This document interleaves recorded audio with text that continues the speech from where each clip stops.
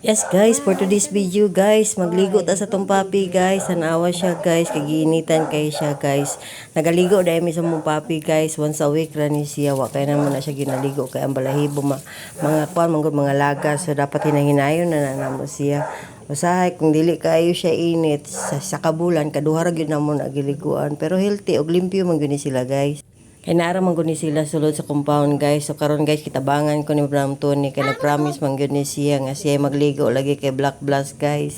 Ay kani si Black Blast guys di dai niya mo guys ako aning pag-umangkon si Rochi og si Yokyok guys ilaha naman ni ilaha lang gipatiwa sa amoa kay gusto nila makumpleto og vaccine bago maadto sa ilaha kay medyo makuyawan daw sila. First time man nila mo alaga og Rottweiler no.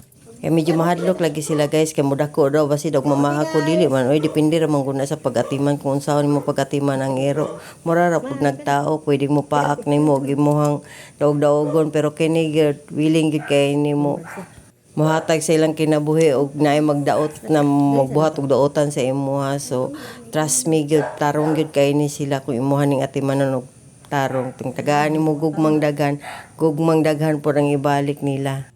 Probe na nako guys kay mga 12 years na gyud mi nagatiman og Rottweiler, so wa mi nahimong problema sa ila. So mao lang sa to, daghang salamat, bye.